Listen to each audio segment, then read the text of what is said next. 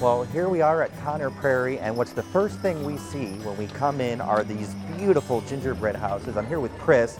He's the program director, and I hear this is quite the tradition here. That's right. This has been a holiday tradition here for us at Connor Prairie for the past 23 years, and each year it just keeps getting better and better. This year is no exception. We have some of the best entries in recent memory, and the artistry and the craftsmanship is really something that you have to see to believe. Oh yeah, they're absolutely gorgeous. And now I see we have some ribbons on these, so that's also a competition. That's right, yeah. We have various categories that people can enter into. The 52 some odd creations that we have here are created by a whole plethora of people.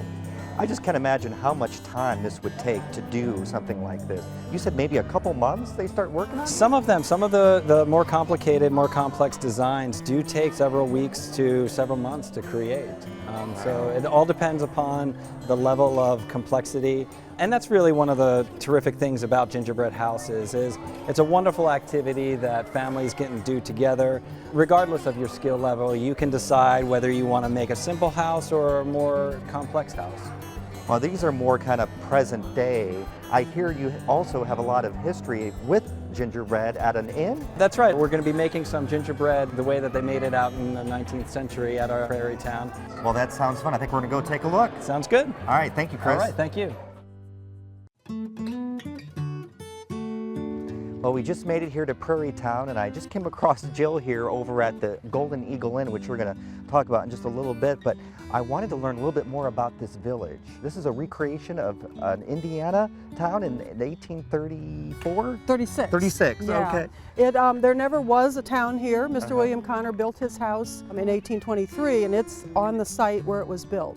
But this town is just a representation of all the little towns that were springing up in the 1820s and 30s. So it's a kind of a simulation.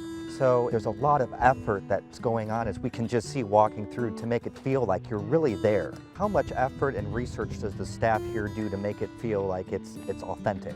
There's a lot. The candlelight program has been going on for a lot of years. And before that program even started, people did research to find out how was Christmas celebrated, or was it celebrated in 1836 in Indiana? What sorts of things would people have been doing? So these are all created characters that are pretty tightly scripted, as well as can handle any other question that comes up, because our facilitators are all professionals, and they've done a lot of training and research and things to make sure that they stay in character, so that you get the feeling that you're actually talking to somebody from 1836 who's living this life.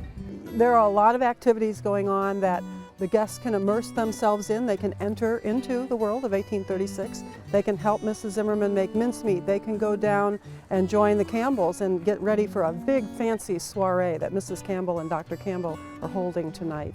We do have a Jewish couple in town. When I stopped by, they were playing with a dreidel. So that's something people can do. And there's rowdies in town. Like I said, they're already celebrating, and I think they were getting some of the guests to help with some of their mischief and hijinks. So those are all things that people can join in with as well. Now, did I hear that they're making mincemeat pie? Mincemeat, yes. She's making some mincemeat pie. I think she's cooking up some beef to make more mincemeat as well. That sounds good. I think we might go take a look. Oh, you should. All right, well, Yes, thank it you very looks much. good. Well, you're very welcome.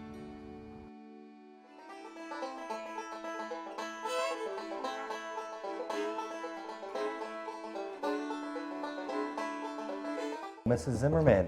Ah, Mr. Wren, it's good to Hello, see you. it's good to see you Good too. to see you again. Thank you so much for having Yes. us. I just smelled the aroma and we just kind of wandered in. It I smells don't wonderful. know too many men who don't find their way to the kitchen. Absolutely. Well, I'm working on a mincemeat. What are you working on? Mincemeat. Is this mincemeat pie? It is mincemeat pie, but it's just a matter of boiling that meat and Okay. then adding to that all sorts of things.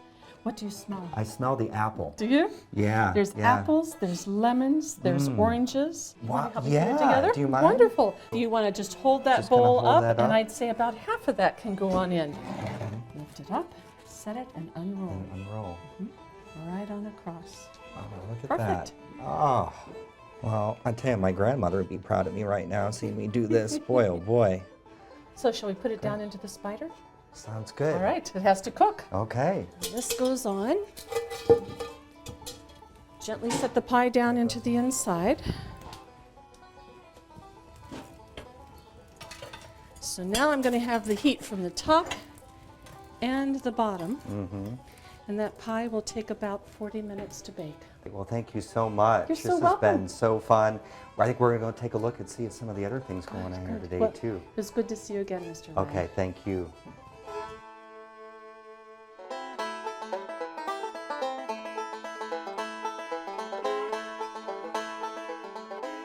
Well, we had a great time here at Conner Prairie. Hope to see you here, too. Conner Prairie's outdoor adventure continues. Visit www.connerprairie.org for more information.